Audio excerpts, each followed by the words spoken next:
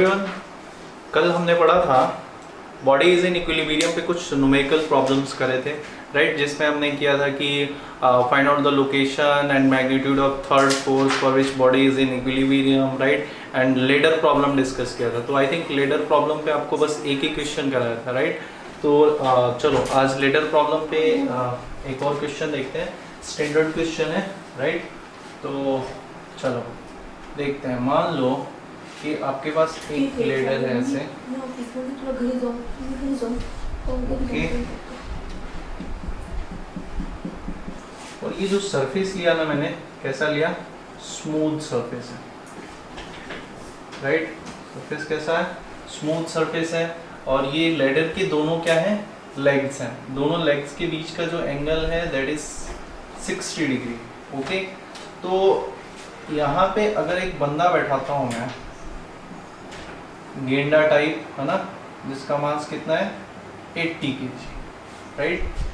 एक बंदा बैठा है जिसका मास कितना है? 80 kg। आप ध्यान से देखो तो ये दोनों लेग्स इस सरफेस पे हैं, ओके। और ये सरफेस स्मूथ है। तो जैसे ये बंदा यहाँ पे बैठेगा तो ये दोनों लेग्स ओपन हो जाएंगे और ये नीचे आ जाएगा। तो दैट्स वाई मैंने क्या किया, यहाँ पे क्रॉस बार लगा दिया। क्या लगा दिया?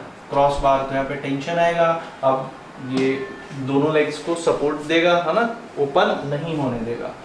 अब जो यहाँ से force exerted by surface n, और ये एंगल दे दिया मैंने आपको 30 डिग्रीज, और इधर भी होगा कितना? n। ये जो हाइट है यहाँ से, ये मान लो गिवन है कितना? 1 मीटर। और ये भी यहाँ से गिवन है कितना? 1 मीटर। मतलब टोटल 2 मीटर हाइट है आपके लेडर की। अब सवाल ये है आपका, पूछा गया आपसे कि find out force exerted on the legs of ladder by surface, and also find out tension in the crossbar. Tension in the cross bar, right. Question क्या है? ध्यान से पढ़ो। क्वेश्चन है कि find out the force exerted on the legs of ladder by surface, है ना, मतलब एन कैलकुलेट करना है। And also find out the tension in the cross bar, और क्रॉस बार में टेंशन टी फाइंड आउट करना है, ओके। तो फर्स्ट ऑफ ऑल हमें पता है कि ये बॉडी ट्रांसलेशनल इक्विलिब्रियम में है। लेडर चल तो नहीं रहा है ना, तो ट्रांसलेशनल इक्विलिब्रियम में है। तो यहाँ से ये नीचे फोर्स कितना लगेगा? mg, okay. बेसिकली यहाँ पे g की वैल्यू नहीं दी है, तो g की वैल्यू नहीं दी है तो क्या लोगे आप? क्वेश्चन में अगर g की वैल्यू नहीं गिवन होता है तो 9.8 लेते हैं, लेकिन मेरी क्लास में क्या लेते हैं? 10। तो हम 10 लेके सॉल्व करेंगे। तो ये कितना आया?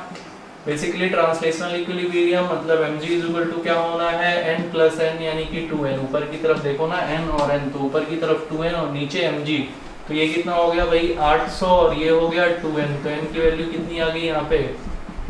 400 न्यूटन, राइट। तो n कैलकुलेट कर लिया हमने, 400 न्यूटन। नाउ क्या हमें पता है कि ये रोटेशनल इक्विलिब्रियम में भी है? तो अगर रोटेशनल इक्विलिब्रियम में है मतलब टाउ नेट कितना होगा? 0। तो टॉर्क निकाल लो, किसी भी पॉइंट के अबाउट निकाल सकते हो। मैंने लेफ्ट लेग के अबाउट टॉर्क निकालना अगर शुरू किया तो इस t की वजह से टॉर्क कितना आएगा? तो t की वजह से जो टॉर्क आया t इंटू 1 मीटर, अरे दूरी 1 मीटर है ना ये, ओके। और नॉर्मल यानी कि n, और ये कितना आया? 210 30 डिग्रीज, राइट। तो यहाँ से t इज इक्वल टू, यहाँ से n की वैल्यू डाल दूं यहाँ पे, तो n कितना आया? 400 न्यूटन इंटू 2 और √3 मतलब 10 30 मतलब 1/√3। तो ये आ गया आपका क्या? Tension, that is 800/√3। Get it? Okay, easy. चलो नोट करो और नेक्स्ट हेडिंग बनाओ।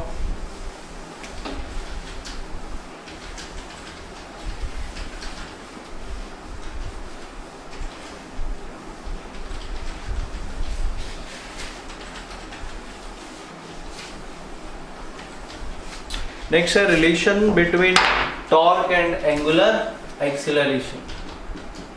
तो नेक्स्ट है अपना हेडिंग क्या है, relation between torque and angular acceleration, relation between torque and angular acceleration, right. Okay, तो चलो देखते हैं। अभी हमने टॉर्क पढ़ा, राइट। तो टॉर्क के लिए हमने क्या पढ़ा था कि भाई टाउ इज इक्वल टू क्या होता है, एफ परपेंडिकुलर आर। आप ऐसा भी कह सकते हो, मान लो कि कोई बॉडी है, समझना है यहाँ पे जरा।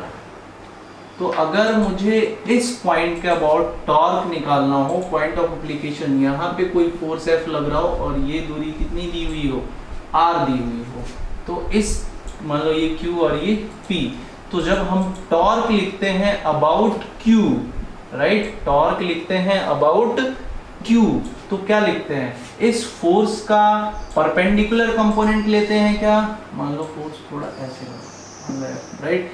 तो टॉर्क लिखते हुए हम क्या करते हैं, इस फोर्स का कौन सा कंपोनेंट जो इस आर के परपेंडिकुलर हो, राइट। तो अगर ये रोटेट करेगा ऐसे, तो देखिए ऐसे इस सरकमफेरेंस पे क्या करेगा, मोशन करेगा ना, तो ये एफ टेंजेंशियल हुआ क्या, मतलब एफ परपेंडिकुलर, देखो तो सही, अरे यस और नो। तो ये एफ टेंजेंशियल हुआ, तो इस एफ टेंजेंशियल को आप क्या लिख सकते हो, F is equal to M into A, तो एम इंटू, अगर इसका टेंजेंशियल एक्सीलरेशन दे दूं तो क्या लिख दोगे, ए टी। क्या मेरी बात समझ में आ रही है। तो एफ टेंजेंशियल को हम क्या लिख सकते हैं, m इंटू ए टी। तो ध्यान दो, तो एफ टेंजेंशियल था यहाँ पे, तो इसको क्या लिख दिया हमने, m into A T R. Okay, तो अब ये सर्कुलर मोशन परफॉर्म करेगा, मतलब ये जो पॉइंट है, या मान लो कि ये जो रॉड है ऐसे, और ये जो पॉइंट है इसका, तो सर्कुलर मोशन परफॉर्म कर रहा है। अब ये टेंजेंशियल एक्सीलरेशन ए को आप जोड़ो तो जरा एंगुलर एक्सीलरेशन से, तो क्या लिखते हो, रिलेशन याद है कुछ, v is equal to R omega, ऐसे ही A T is equal to R into alpha, A T is equal to R into alpha. तो हम जानते हैं कि भाई ए टी को हम क्या लिख सकते हैं, R into alpha into R, right. मतलब कि ये जो यहाँ पे लिख देता हूं मैं ब्रैकेट में, बेसिकली ए टी को हम क्या लिख सकते हैं, आर इंटू अल्फा। अल्फा क्या है यहाँ पे, एंगुलर एक्सीलरेशन, सर्कुलर मोशन में आप पढ़ चुके हो इस बात को। तो यहाँ पे देखो टॉर्क, तो टॉर्क कितना आ गया, तो M R square into alpha. Okay, अब ये देखो एम आर स्क्वायर क्या है भाई, तो मोमेंट ऑफ इनर्शिया, तो जो आपका नेट टॉर्क आया, यानी कि समेशन ऑफ टॉर्क बोल सकते हो या नेट टॉर्क बोल सकते हो, दैट इज आई एल। याद रखना ये क्या है, तो ये है नेट टॉर्क, और ये क्या है, एंगुलर एक्सीलरेशन, और ये क्या है आपका, moment of inertia. Is it clear? So this is the relation between torque and angular acceleration. Tau is equal to I alpha. Tau is equal to I alpha. Note करो। अब यहाँ पे एक पॉइंट लिख लेना स्टार बना के, this relation is valid for only rigid body. यहाँ पे लिख देता हूं मैं, above relation is valid for only rigid body। याद रखना इस बात को, ये केवल किसके लिए वैलिड है, रिजिड बॉडी के लिए। अगर बॉडी रिजिड नहीं है तो अल्फा की वैल्यू अलग अलग हो सकती है। ओके, तो लिख लो यहाँ पे this relation is valid for only rigid body. क्या ये मेरी बात समझ में आई है यहाँ पे, यहाँ तक? Okay, done. अब ओके, तो कुछ क्वेश्चन करते हैं इस पे। जैसे मान लो आपसे क्वेश्चन पूछूं कि there is a rod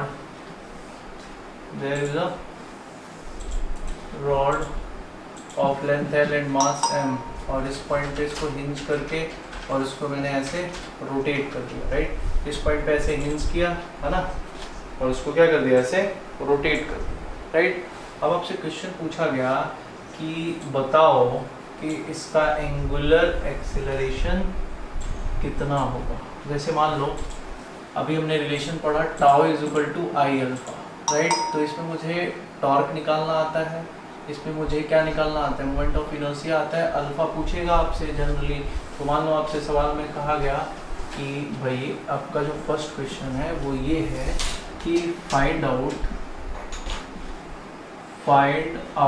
alpha, मतलब कि एंगुलर एक्सीलरेशन जस्ट आफ्टर, ये इंपॉर्टेंट पॉइंट है, सुनना ध्यान से। Find out angular acceleration just after rod, just after, ऐसे लिखो, just after releasing the rod from rest. जैसे ही इस रॉड को, मतलब कि t इज इक्वल टू 0 पे ये रॉड क्या है, रेस्ट पे है, और जैसे ही रेस्ट से इसको छोड़ा गया उस समय आपको क्या फाइंड आउट करना है, इसका एंगुलर मोमेंटम फाइंड आउट करना है। सेकेंड पॉइंट है आपका find out hinge force, okay. तो t इज इक्वल टू 0 पे इस रॉड का कंडीशन क्या है कि t इज इक्वल टू 0 पे ये ऐसा है, और नीचे की तरफ क्या फोर्स लग रहा होगा भाई, mg लग रहा होगा, और यहाँ पे नॉर्मल फोर्स होगा कितना, n, राइट। तो हम जानते हैं कि torque tau is equal to I into alpha, बहुत अच्छे है। तो यहाँ पे बताओ मेरे को कि टॉर्क कितना आएगा, इस मान लो इसका नाम दे दिया P और इसका नाम दे दिया Q, तो यहाँ पे टॉर्क अबाउट P कितना आएगा, वो आएगा सर ml² / 3, ओके। और सॉरी ये I कितना आएगा, मोमेंट ऑफ इनर्शिया आएगा ना ml² / 3, राइट। और बोलो टॉर्क कितना आएगा इस पॉइंट के अबाउट, तो n की वजह से टॉर्क 0 हो जाएगा, और mg की वजह से कितना आएगा, तो mg की वजह से सर आएगा mg इंटू L/2। अरे सेंटर ऑफ मास पे ही तो mg लगेगा, तो ये दूरी कितनी हो जाएगी, L/2, राइट। तो ये आ गया आपका मोमेंट ऑफ इनर्शिया और टॉर्क। तो यहाँ से वैल्यू रख दो, तो टॉर्क की वैल्यू रखो तो कितना आया, mgL/2 is equal to I कितना है, तो ml² / 3 इंटू अल्फा। तो m ने m को मार दिया और l ने एक l को मार दिया, तो यहाँ से अल्फा आ गया कितना, तो अल्फा आ गया 3g/2l, कितना आया 3g/2l, राइट, ओके। अच्छा यहाँ पे एक बात बताओ मेरे को, अगर मैं मान लो कि आपसे पूछ दूँ, हिंज फोर्स तो पूछा ही हूँ, ठीक है, थोड़ा सा सवाल में चेंजेस। सेकंड पॉइंट पे सबसे पहले मैं आपसे पूछा हूँ find out the tangential acceleration, right. Third point find out the radial acceleration, okay. Find out the tangential acceleration and find out the radial acceleration. अब भाई टेंजेंशियल एक्सेलरेशन किसका पूछ रहा हूँ मैं, सेंटर ऑफ मास का, ध्यान देना, सेंटर ऑफ मास का, ओके।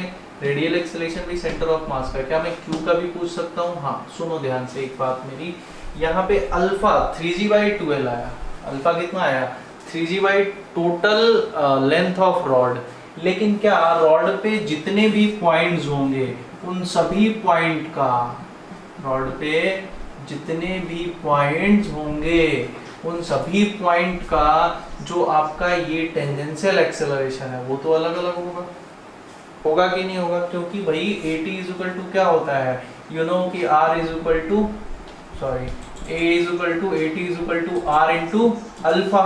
तो यहाँ से देख, इसका R अलग, इसका R अलग, इसका R अलग, तो AT क्या होगा सबका, अरे सबका जो ये सरकमफेरेंस पे घूमेंगे तो सबका एक्सेलरेशन तो अलग अलग होगा ना भाई। यहाँ से टेंजेंशियल एक्सेलरेशन होगा कि नहीं होगा, okay good.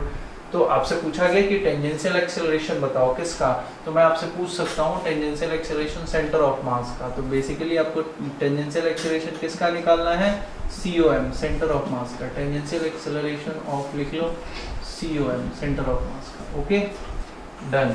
And radial acceleration भी निकालना है सेंटर ऑफ मास का, एंड देन निकालना है फोर्थ पॉइंट हिंज फोर्स। क्या निकालना है, हिंज फोर्स, ओके डन। अब देखो भाई, तो रेडियल एक्सीलरेशन सिंपल है, रेडियल एक्सीलरेशन कितना होगा r इंटू अल्फा, तो at इज इक्वल टू आ गया भाई r कितना है यहाँ से यहाँ l/2, तो लिख दो l/2 इंटू अल्फा कितना है, अल्फा कितना है 3g/2l, तो लिख दे भाई 3g/2l, तो l ने l को मार दिया, तो at कितना आया 3g/4। कोई दिक्कत किसी को, यस और नो? तो ये 80 आ गया 3g/4। अब बात आती है रेडियल एक्सीलरेशन की। तो एक बात बताओ मेरे को, आपको बोला गया है कि alpha just after releasing the rod from rest, rod को कहाँ से रिलीज किया गया, रेस्ट से रिलीज किया गया। तो अगर रॉड t=0 की बात करें तो रॉड क्या है, रेस्ट पे है, मतलब VCOM क्या होगा, VCOM क्या होगा 0 होगा ना, क्योंकि ये कहाँ से, रेस्ट से रिलीज किया जा रहा है, रेस्ट से रिलीज किया जा रहा है, रिलीज ऐसे लिखो, रिलीज फ्रॉम रेस्ट। ओके, और जस्ट आफ्टर आपको निकालना है, तो VCOM 0, तो VCOM 0 हो गया तो AC कितना हो जाएगा 0। नहीं समझ में आया? AC क्या होता है, जैसे सपोज करो कि कोई भी बॉडी सर्कुलर मोशन कर रही है, मान लो कि ऐसे इस सर्कमफेरेंस पे सर्कुलर मोशन हो रहा है, ठीक है, तो अगर यहाँ पे वेलोसिटी होगा, फोर्स लगता है नहीं, जैसे सेंट्रीपिटल फोर्स क्या लिखते हो mv²/r, है ना, तो AC कितना आता है v²/r।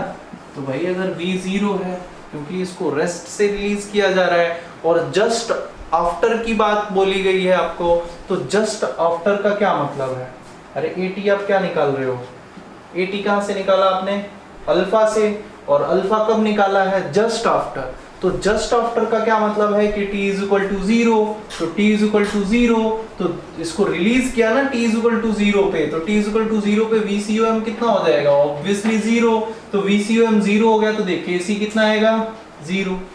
बात समझ में आ रही है? अब तो ये आपका हो गया था कौन सा पार्ट, फर्स्ट पार्ट, ये आपका हो गया second, that is third. Next देखो, फोर्स में आपको पूछा है hinge force, find out the hinge force. तो ध्यान देना, यहाँ पे सेंटर ऑफ मास का जो एक्सेलरेशन आया AT, ऐसे घूम रहा है ना, तो इस साइड कितना आया 3g/4, दैट इज 80, 3g/4, और ये कितना आया है 80। ओके, तो यहाँ पे देखो आप क्या लिखते हो, Fnet इज इक्वल टू लिखते हो ना m इंटू a, यस और नो? यहाँ पे क्या आएगा m इंटू AT। तो Fnet बताओ, नीचे कितना लग रहा है mg, और ऊपर कितना लग रहा है n, तो Fnet कितना हो गया mg minus n is equal to m into AT। AT कितना है 3g/4, तो लिख दो यहाँ पे कितना आया 3g/4, राइट। तो देखिए यहाँ से n की वैल्यू मिल जाएगी, देखो कितना n इज इक्वल टू क्या आया, देखो mg माइनस, इसको लाओ इधर, तो कितना आएगी 3mg/4, तो n इज इक्वल टू कितना आ गया 4mg माइनस 3mg/4, मतलब कि mg/4। हिंज फोर्स की वैल्यू कितनी आई mg/4। ध्यान से देखो, समझो और नोट करो।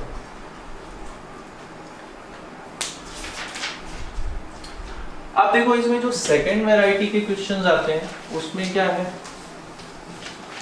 अभी तो बहुत ही इजी था आपके लिए, बिकॉज हमने इसको कहां से गिराया था, रॉड को घुमाना कहां से शुरू किया था, हॉरिजॉन्टल पोजीशन से। अब मान लो आपसे क्वेश्चन पूछ लूं मैं कि भाई एक रॉड है ऐसे, हाँ इसमें दो चीजें थी। फर्स्ट, इसको हमने कहां से गिराया था, हॉरिजॉन्टल से, मतलब कि हॉरिजॉन्टल पोजीशन में था और जस्ट यहाँ से छोड़ दिया था, और आपसे पूछा गया था angular acceleration, just release the rod after from rest, मतलब रेस्ट पोजीशन से इसको गिराया गया था, और जस्ट आफ्टर आपको क्या निकालना था, एंगुलर एक्सेलरेशन। वैसे ही मान लो कि अगर मैं आपको बोलूं कि यहाँ पे एक रॉड ऐसे है, ऐसे समझते हैं, रॉड ऐसे है, हॉरिजॉन्टल से लेंथ L है, अभी भी मास M है, यहाँ पे हिंज कर दिया गया है, राइट, और ये हॉरिजॉन्टल से भाई साहब 37 डिग्रीज पे है। ध्यान देना, हॉरिजॉन्टल से कितने डिग्रीज पे है 37 डिग्रीज पे, ठीक है, अभी भी क्वेश्चन आपका सेम है, हॉरिजॉन्टल से 37 डिग्रीज पे, अभी भी क्वेश्चन आपका वही है। फर्स्ट आपको क्या करना है, find out the angular acceleration just after release the rod from rest, just after release the rod from rest, and second is find out the hinge force, find out the hinge force, right, done, okay. तो यहाँ पे देखो t is equal to 0 पे जो rod का situation होगा, मान लो कि रॉड ऐसे गिरा, तो t इज इक्वल टू 0 पे जो रॉड का सिचुएशन होगा वो क्या होगा, यहाँ से नीचे की तरफ लग रहा होगा mg, ये कितना है 37, तो ये भी कितना होगा mg cos 37 होगा ना ये, हाँ, तो ये कितना आ गया भाई, cos 37 का मतलब क्या होता है 4/5, यानी कि 4 mg/5, राइट, डन। और इधर की तरफ एक कंपोनेंट आएगा ना, सॉरी ये कंपोनेंट कितना हो जाएगा, ये mg sin 37 मतलब ये 4/5, तो ये कितना आएगा 3 mg/5, राइट, डन।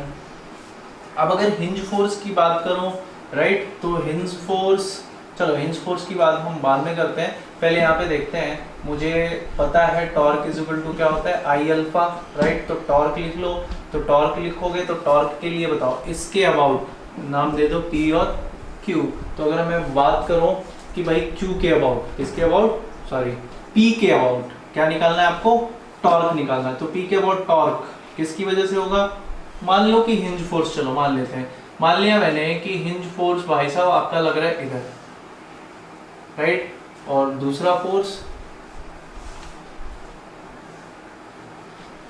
इधर, इसको माना मैंने N1 और इसको माना मैंने N2, तो P के अबाउट N1 की वजह से टॉर्क बोलो 0, याद रखो हमेशा बार बार बोलता हूँ ये टाउ नेट है, क्या है, नेट टॉर्क है, राइट, तो N की वजह से P के अबाउट टॉर्क कितना होगा 0, अच्छा N2 की वजह से P के अबाउट टॉर्क कितना होगा 0, तो P के अबाउट mg की वजह से टॉर्क कितना होगा लिख लो, तो भाई P के अबाउट ये दूरी कितनी L/2, तो लिखो L/2, और ये कितना आ गया 4 mg/5, कोई बुराई, is equal to next I moment of inertia बोलो भाई ml²/3 इंटू अल्फा, ओके। तो ध्यान से देखो, तो m ने m को मार दिया, एक l ने एक l को मार दिया, तो अल्फा इज इक्वल टू कितना आया, अल्फा आ गया 2, मतलब कि इधर आ गया 6g/5l, भाई रेडियन पर सेकेंड स्क्वायर, कोई बुराई, कैलकुलेशन चेक कर लेना, ये 2 बचा ना, तो 6g/5l, ठीक है। नाउ 80 बोलो, किसका, सेंटर ऑफ मास का, तो 80 कितना हो जाएगा यहाँ पे, 80 you know r into alpha, तो L/2 यहाँ पे निकाल ले भाई, 80 यहाँ पे ना लिख, यहाँ पे लिख ले, 80 कितना है r इंटू अल्फा, तो r कितना है L/2 और अल्फा कितना है 6g/5l, तो फाइनली 80 इज इक्वल टू कितना आया, देखिए 3g, 80 is equal to 3g/10, 80 is equal to 3g/10, okay. अच्छा एक बात बताओ, जो आप ये 80 निकाल रहे हो वो किसके अबाउट निकाल रहे हो, सेंटर ऑफ मास, अगर मैं पूछूं कि 80 बताओ की पॉइंट, क्यू पॉइंट पे, राइट, तो कितना हो जाएगा, अल्फा इंटू आर, मतलब टोटल एल हो जाएगा ना, हाँ समझ जाओगे इस बात को। तो जैसे क्वेश्चन में दिया होगा उसके अकॉर्डिंग करना, मुझे हिंज फोर्स निकालना है, तो 80 मिल गया, अब मैं लिख दूंगा यहाँ पे simple F net is equal to कितना होता है m इंटू ए, तो F नेट बोलो इधर कितना लग रहा है 4 mg/5 है ना, minus 4 mg/5 minus n1 is equal to m into A, m into 80, तो 80 कितना आया है, ये आया है 3g/10, यस और नो, तो यहाँ पे देखो कितना आ गया ये, n1 is equal to 4 mg/5 minus 3 mg/10, done. तो n1 की वैल्यू कितनी आ गई यहाँ पे 5 mg बाई 10, मतलब N1 इज इक्वल टू कितना mg by 2, sorry mg by 2, तो ये आ गया आपका N1। नेक्स्ट N2 कितना होगा, तो N2 कितना होगा, इधर कितना लग रहा है 3 mg बाई 5, और इधर रॉड ऐसे थोड़ा जा रहा है यार, घूम रहा था ना ऐसे, तो यहाँ पे टेंजेंशियल एक्सेलरेशन आ रहा था नीचे ऐसे फोर्स, तो यहाँ पे N1 लग रहा था, बट N2 कितना हो जाएगा, तो N2 इज इक्वल टू कितना हो जाएगा, देख जितना इधर से उतना इधर से, रॉड इधर थोड़ा ना डिस्प्लेस हो रहा है, तो कितना आ गया N2 is equal to 3 mg by 5, get it. So this is the hinge force N1 and N2, this is the tangential acceleration and this is the angular acceleration, note करो।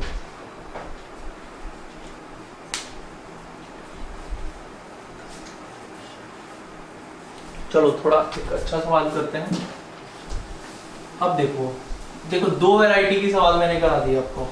पहला क्या था कि रॉड हॉरिजेंटल रखा था, okay, और horizontal से उसको क्या किया गया, रिलीज किया गया, और जस्ट आफ्टर रिलीज आपसे क्या पूछ दिया गया, angular acceleration and hinge force. दूसरे में मैंने क्या किया, थोड़ा सा आपको कंपोनेंट लेने का कष्ट करना पड़ा, क्योंकि मैंने रॉड को हॉरिजेंटल ना रख के यहाँ से रिलीज किया था, राइट, ओके।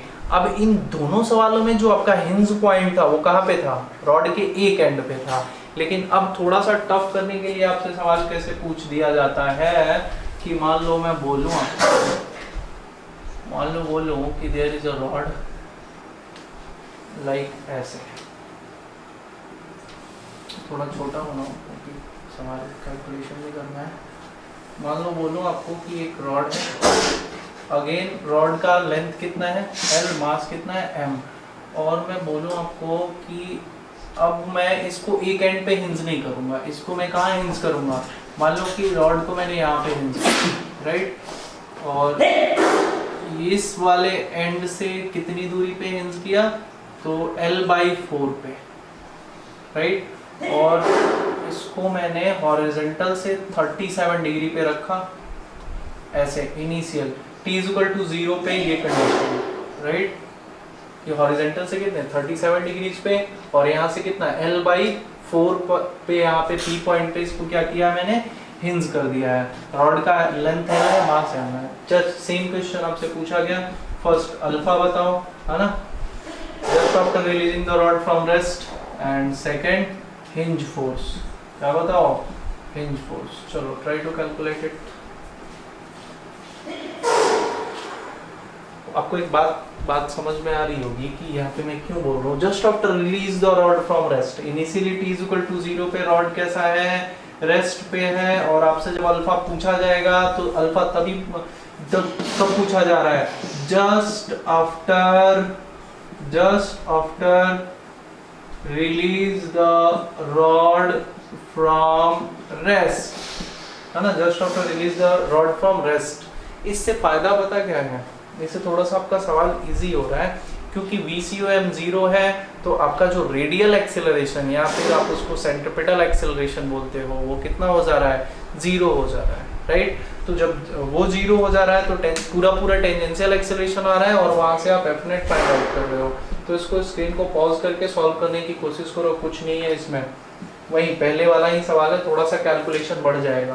देखो आपने टॉर्क इक्वल टू पढ़ा, क्या होता है I × अल्फा, टॉर्क बताओ तो सबसे पहले इसका, तो यू नो दैट कि L/2 पे यहाँ पे फोर्स लगेगा क्या, ऐसे mg, यस और नो। इस mg का दो कंपोनेंट होगा, एक ये और दूसरा ये, तो ये कितना है 37, राइट, तो ये कितना हो जाएगा 37, होगा नहीं होगा, तो ये कितना आया mg cos 37, और ये कितना आया mg sin 37, कोई बुराई। अब ध्यान से देखो, तो यहाँ पे जो नॉर्मल लगेगा हिंज फोर्स की अगर मैं बात करूँ, तो हिंज फोर्स क्या करेगा, एक हिंज फोर्स ये और दूसरा ये मान लेता हूँ इधर N1 और ये N2। N1 किसको बैलेंस कर लेगा, mg cos 37 को, राइट, और N2 mg cos 37 को, राइट। ओके तो अगर मैं इसके अबाउट टॉर्क लिखूं, इस रोटेशनल एक्सिस का अबाउट टॉर्क लिखूं, तो n1 की वजह से कितना होगा, n1 का टॉर्क 0, n2 का 0 और mg sin 37 का 0, तो इसका कितना होगा, यहाँ से दूरी बताओ। बेसिकली ये दूरी कितनी है l/2 और ये कितना है l/4, तो ये कितना आएगा अगेन l/4, नहीं आया, तो ये दूरी कितनी होगी, यहाँ से इस पॉइंट की दूरी दैट इज l/4, राइट। तो टॉर्क बताओ, तो टॉर्क हो गया sir l/4 into mg cos 37 degree, तो टॉर्क आ गया l/4 और mg cos 37 का क्या मतलब है 4/5 है ना, तो 4mg/5, तो टॉर्क कितना आया mg/L/5, right. Okay moment of inertia बताओ, मोमेंट ऑफ इनर्शिया बताओ, रॉड का मोमेंट ऑफ इनर्शिया, तो मोमेंट ऑफ इनर्शिया आपको लिखना आता है ना, रॉड के अगर मिडिल में है तो कितना होता है ml²/12, रॉड के अगर एक एंड पे है तो कितना होता है ml²/3, लेकिन अगर रॉड के किसी भी ऑर्बिटरी इस पॉइंट पे है तो याद करो मोमेंट ऑफ इनर्शिया क्या लिखते थे अपन, m/3l l-L1 का क्यूब, फॉर्मूले तो एक भी नहीं याद है तुम लोगों को, m/3l l-L1 का cube plus L1 cube, right.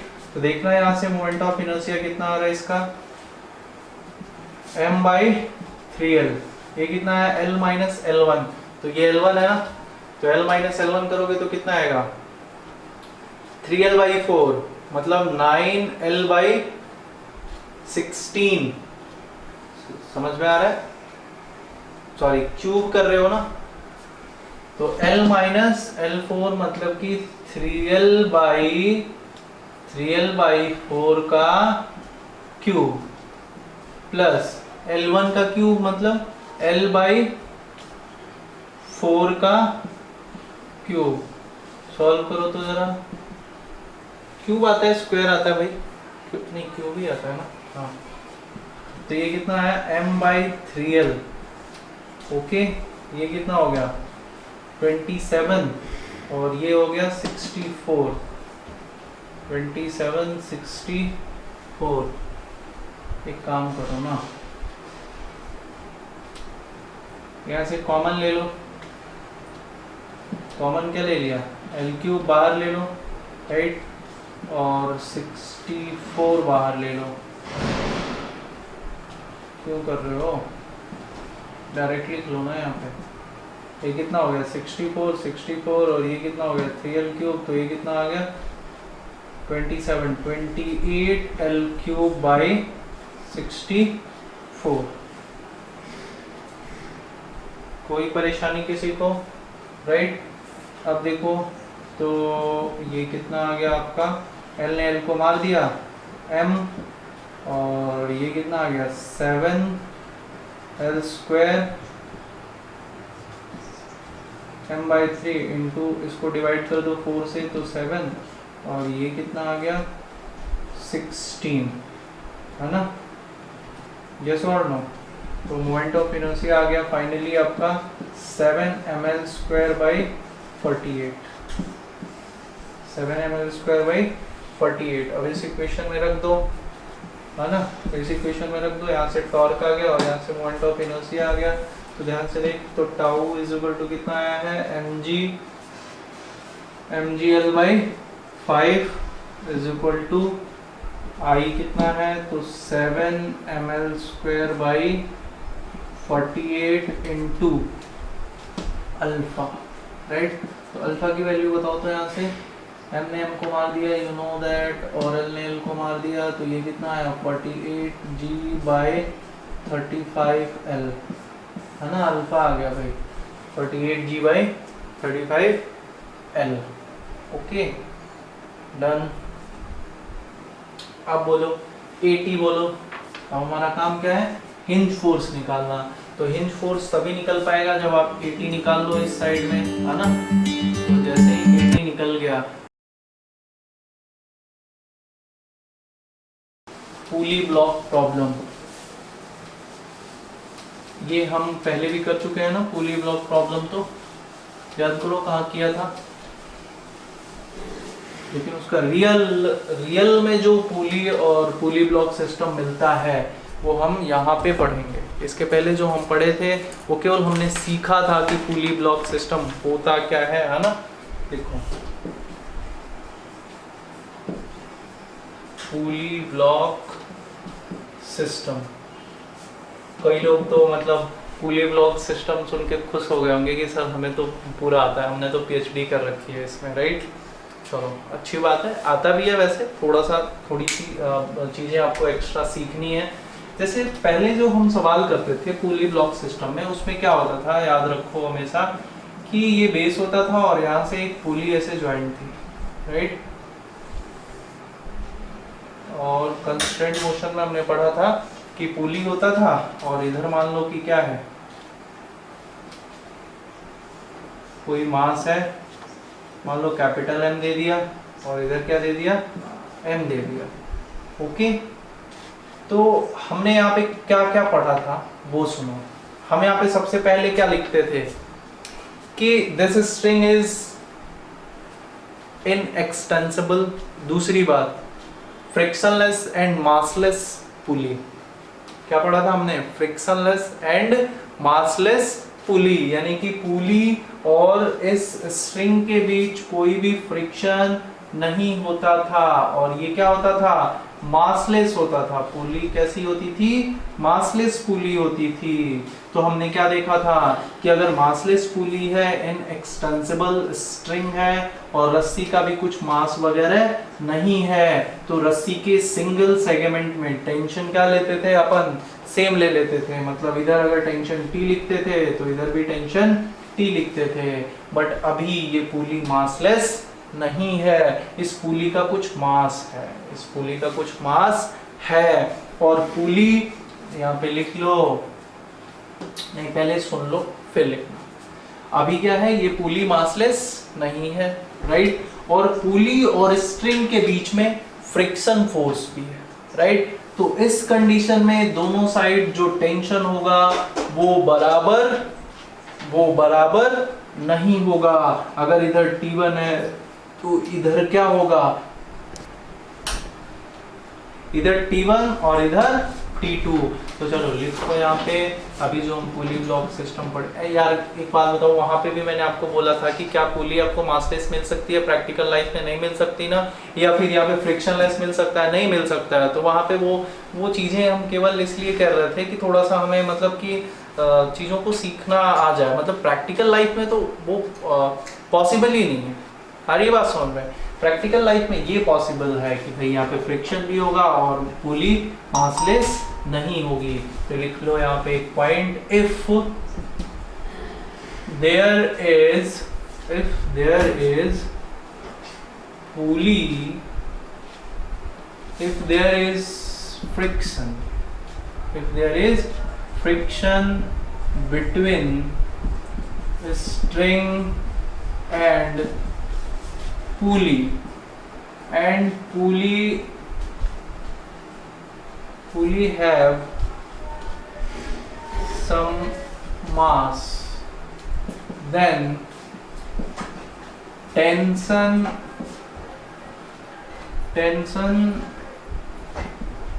in string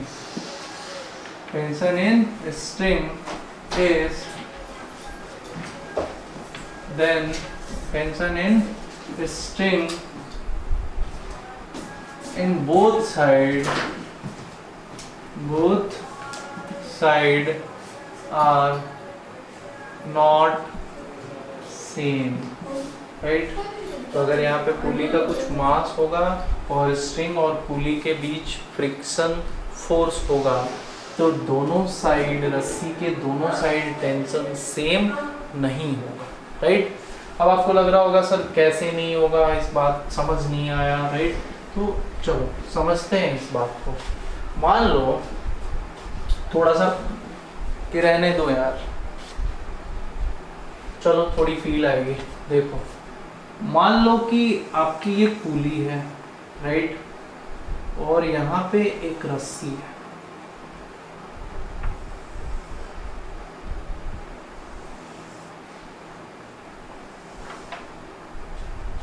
यहाँ पे क्या है, एक मोटी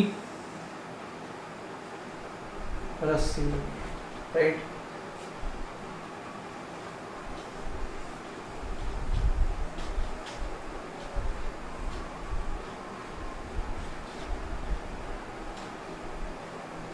टाइम पास चल रहा है ना।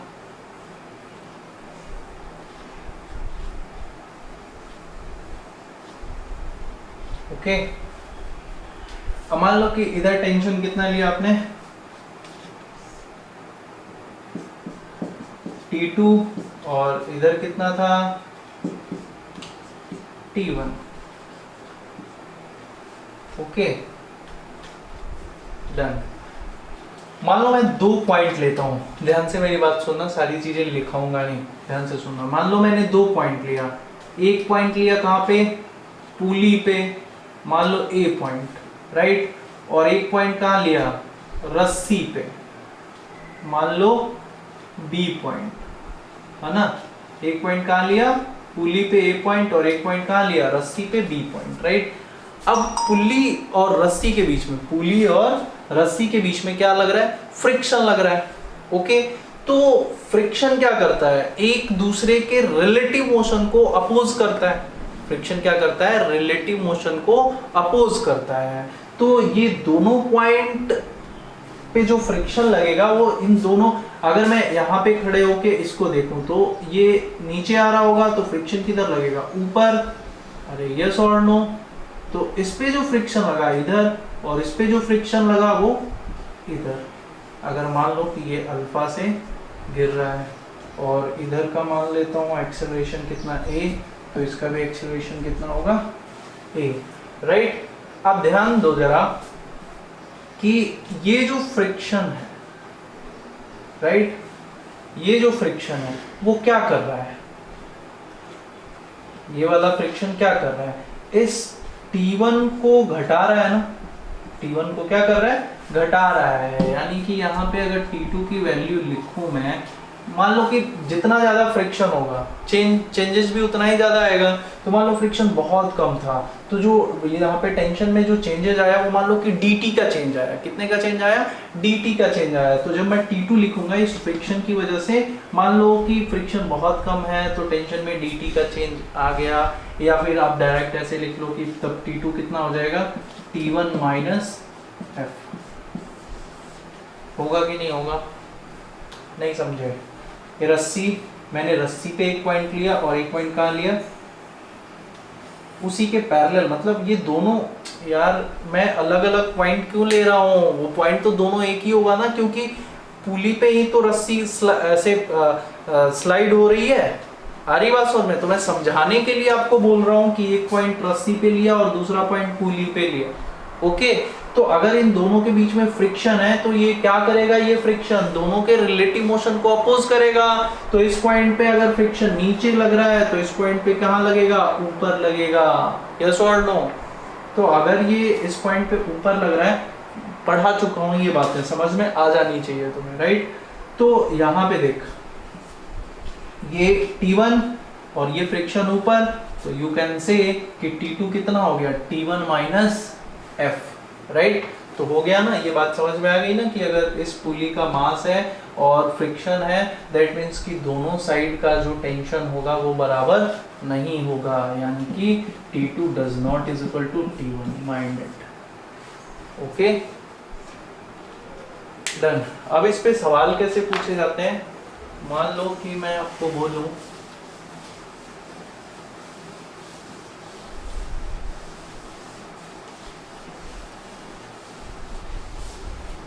मान लो आपसे पूछा जाए कि एक पुली है, राइट, पुली का मास दे दिया कितना, m,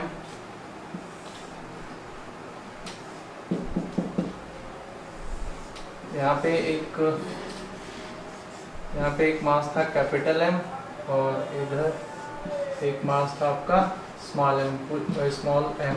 पुली का मास कितना है, कैपिटल M, राइट। अब मान लो कि ये रेडियस दे दिया मैंने कितना, r, पुली का रेडियस कितना दे दिया, r, राइट। अब मान लो आपसे यहाँ पे पूछ दिया जाए कि फाइंड आउट एक्सेलरेशन। ऑब्वियसली अगर मैं बोल दूं आपको कि इसको M1 M2 ले यार, M1 और इसको ले लो M2, M1 और M2। अब अगर बोल दूँ आपको कि M1 is greater than M2 तो ये पूरा सिस्टम ऐसे गिरेगा, है ना, और पुली ऐसे घूमेगी अल्फा से। यस और नो, बात समझ में आ रहा है? तो इसमें भी आएगा A एक्सेलरेशन और इसमें भी A acceleration. Okay okay done. अब आपसे क्वेश्चन पूछ दिया गया कि एक्सेलरेशन बताओ, या कुछ भी पूछ सकते हैं, तो आपको इक्वेशन लिखना आना चाहिए, राइट। तो यहाँ पे बोलो नीचे की तरफ कितना फोर्स लग रहा होगा, M1G, यस और नो। इधर कितना लग रहा होगा, M2G। अब मैंने आपको बता दिया कि इस पुली का मास है कैपिटल M, पुली का मास कितना है, कैपिटल M। तो आपके कान खड़े हो जाएंगे कि सर आपने यहाँ पे मासलेस पुली नहीं ली है। तो अगर मासलेस पुली नहीं ली है तो दोनों साइड टेंशन सेम नहीं होगा। आप इधर क्या लिखोगे, T1 टेंशन, तो इधर क्या लिखोगे, T2 टेंशन। ओके, बाकी तुम इक्वेशन लिख दो। तो इधर की तरफ जा रहा है सिस्टम, तो लिख दो भाई कितना आएगा, T2 minus M1G sorry M2 है ना, T2 minus M2G is equal to M2A। First equation यहाँ पे लिख दो, यहाँ पे कितना आएगा, M1G minus T1 is equal to M1A. This is second equation, right? Okay, great. अब इस पुली का कुछ मास है तो इसमें टॉर्क आएगा, T1 की वजह से, T2 की वजह से भी टॉर्क आएगा और T1 की वजह से भी टॉर्क आएगा। चलो, तो टॉर्क, नेट टॉर्क, अभी हमने पढ़ा ना कि नेट टॉर्क कितना होता है, net torque is equal to I into alpha, right. तो नेट टॉर्क बताओ, अगर मैं यहाँ पे आपसे बात करूँ मैं कि भाई नेट टॉर्क कैलकुलेट करना है मुझे, तो नेट टॉर्क कैलकुलेट करना है तो T1 से नेट टॉर्क कितना आएगा, ये इस पॉइंट के अबाउट निकालोगे ना नेट टॉर्क, तो ये कितना है R, तो कितना आ गया T1R, राइट। तो T1R, ये देखो R इधर और T1 ऊपर, तो नीचे आ रहा है ना, T2 की वजह से किधर आ रहा है, R इधर, R इधर और T ऊपर बाहर आ रहा है। तो एक की वजह से अंदर और दूसरे की वजह से बाहर, तो माइनस कर दूं, माइनस हो जाएगा T2R इज इक्वल टू, ये क्या है, पुली है, पुली है मतलब अब डिस्क है, तो डिस्क है तो अब देखो दिया होगा कि क्या है, पुली कैसे है, राइट। रिंग में दिया हो या जैसे दिया हो तो उसका मोमेंट ऑफ इनर्शिया आप लिख सकते हो। मोमेंट ऑफ इनर्शिया मैं आई मान लेता हूँ, वो आप निकाल लेना। मोमेंट ऑफ इनर्शिया निकालना आपको आता है, डिस्क होगा तो डिस्क का और रिंग होगा तो रिंग का, राइट। तो ये कितना हो गया, अल्फा। ओके, क्या मेरी बात समझ में आ रही है? तो देखो यहाँ पे मैं क्या करूँगा नेक्स्ट, मेरे पास क्या गिवन, क्या क्या गिवन है यहाँ से, ये इक्वेशन हो गया आपका थर्ड। मुझे क्या निकालना है, बेसिकली मुझे निकालना है आपका ये ए निकालना है, राइट। तो इन तीनों इक्वेशन से मैं क्या कैलकुलेट कर सकता हूँ, एक्सेलरेशन कैलकुलेट कर सकता हूँ, या जो भी मुझे गिवन, जो भी मेरे से पूछा जा रहा है उसको मैं कैलकुलेट कर सकता हूँ। ओके, अब यहाँ पे प्रॉब्लम ये है कि एक चीज और देखो ध्यान से, अगर मान लो छोड़ दो, रहने दो, समझ में आ रहा है? सुन, यहाँ पे मान ले कि अल्फा नहीं दिया है, अल्फा मैंने यहाँ पे लिख दिया था इसलिए ये इक्वेशन लिख दिया। मान लो कि आपको अल्फा भी नहीं दिया है, तो क्या आपको आई तो पता है ना, आई तो पता है ना, अबे जो भी दिया होगा उसका आई लिख लेगा। ओके, आर दिया है ना, तो एक काम करो, अल्फा को किस में चेंज कर दो, अल्फा को चेंज कर दो, तो अल्फा क्या हो जाएगा, अल्फा क्या लिख सकते हो बोलो, ए बाई आर।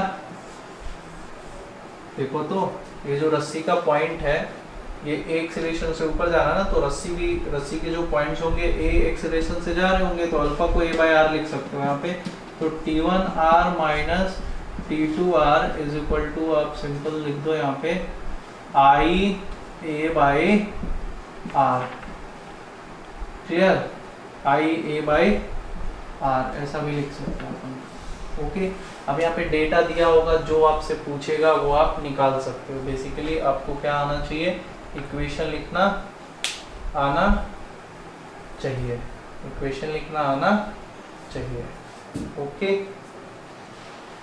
अब यहाँ से इक्वेशन 1 और 2 से T1 T2 निकाल के यहाँ पे पुट कर दोगे तो आपको क्या मिल जाएगा, एक्सेलरेशन मिल जाएगा। ठीक है, टफ सवाल अगर आपसे पूछा जाए तो क्या पूछा जाएगा कि मान लो कि एक पुली यहाँ पे लगा देता हूँ और एक पुली यहाँ पे लगा दिया, राइट, और एक मास इधर, इसको बोलूँगा मैं M1 और दूसरा इधर, इसको मान लो बोल दिया मैंने M2। अब यहाँ पे दे दिया आपको, कंडीशन दे दिया कि भाई M1 is greater than M2, तो ये A एक्सेलरेशन से इधर गया, यस और नो। मान लो मैंने बोला आपको कि जो ये है इसका रेडियस R1 और इसका रेडियस, इस पुली का रेडियस कितना दे देता हूँ R2, टेंशन कितना होगा T1 T2, एक काम करो, नहीं इसको M1 लिया हो ना तो यहाँ पे कितना लिख लो T1 मान लो, यहाँ पे कितना मान लो T2 मान लो, ये कितना आ गया आपका T3। बात समझ में आ रही है? Okay done. तो अब आपका काम क्या है, यहाँ पे इक्वेशन लिखना। तो यहाँ पे M1 is greater than M2 माना है ना, ठीक है, तो दोनों का अल्फा अलग अलग होगा क्या, यस और no. Alpha is equal to, acceleration देख रहे हो ना, तो अल्फा इज इक्वल टू क्या लिखते हो, A is equal to R alpha, तो alpha is equal to A by R, तो ये अल्फा 2 मान लो, यू नो अल्फा 2 क्या आएगा, अरे अलग अलग आएगा ना, तो इसको अल्फा 2 बोल दिया और इसको अल्फा 1 बोल दिया, राइट। लिखो इक्वेशन लिखो, तो क्या आएगा, टेल मी। सिस्टम इधर की तरफ जा रही है तो यहाँ पे कितना हो गया M1G, इधर बोलो M2G, राइट। तो लिख दे M1G minus T1 is equal to M1A, first equation. यहाँ पे बोलो क्या आएगा T2 minus M2G is equal to M2A, second equation, right. यहाँ पे देख, यहाँ पे टॉर्क निकाल, अल्फा है ना, तो अब वो नेक्स्ट रिलेशन हम जानते हैं, torque I is equal to, sorry torque is equal to I alpha, okay. तो यहाँ पे नेट टॉर्क बताओ क्या होगा, T2 की वजह से, T2 की वजह से जब टॉर्क निकालोगे तो R, T2 नीचे बाहर, और T1 की वजह से जब निकालोगे तो अंदर, राइट। तो यहाँ पे टॉर्क बोलो R2 T2 minus R2 T2 minus R2 T3 is equal to I। तो I भी अलग अलग हो सकता है क्या, रेडियस अलग है तो I भी अलग होगा, तो इसको मान लेता हूँ I1 और इसको मान लेता हूँ I2। तो यहाँ पे क्या लिख दिया I1, इसकी बात, सॉरी ये 1 मान रहे हो ना, तो इसको 1 मानो सबको, इसको क्या मान लो 2 मान लो, तो इसको क्या लिख दोगे I2 इंटू अल्फा, तो अल्फा भी अलग है क्योंकि R अलग है, तो लिख दो alpha 2, right. This is third equation. यहाँ पे आ जाओ, तो यहाँ पे देखो T1 की वजह से अगेन और T3 की वजह से अलग अलग होगा, तो यहाँ पे आप लिख सकते हो क्या, कौन सा ज्यादा होगा, सिस्टम इधर चल रहा है ना, नहीं इधर चल रहा है, सिस्टम किधर चल रहा है, इधर चल रहा है, तो बेसिकली यहाँ पे T3 कर लो और यहाँ पे T2 कर लो। क्यों, समझ में आ रहा है, क्योंकि सिस्टम इधर चल रहा है ना, आ रही बात समझ में। तो यहाँ पे क्या आ गया R1 T1 minus R1 T3 is equal to I1 alpha 1, this is fourth equation, है ना। इक्वेशन बन गया, डेटा दिया होगा, सॉल्व हो जाएगा। Should I explain it again. देखो मैंने क्या किया, यहाँ पे मास लिया मैंने, अलग अलग मास लिया है, ये M1 हो सकता है, M2 हो सकता है, 2 ब्लॉक है, एक्सेलरेशन चल रहा है, सिंपल, राइट। अब इसका रेडियस कितना लिया R1, तो R1 लिया तो मोमेंट ऑफ इनर्शिया चेंज हो जाएगा, तो I1, और इसका भी R2 है तो इसका मोमेंट ऑफ इनर्शिया उससे अलग होगा, तो इसको I2 मान लिया। यहाँ पे क्या है अल्फा 1 होगा, तो यहाँ पे क्या होगा अल्फा 2 होगा, एंगुलर एक्सेलरेशन भी अलग अलग होगा, यू नो दैट। यहाँ पे क्या आ गया, यहाँ पे T1 T3 ये कैसे आपको लेना है आपको पता चल गया, क्योंकि मास है तो सब सारे सेगमेंट में क्या होगा, टेंशन अलग अलग होगा। सिंपल इक्वेशन लिख दिया, इट्स वेरी सिंपल, ओके।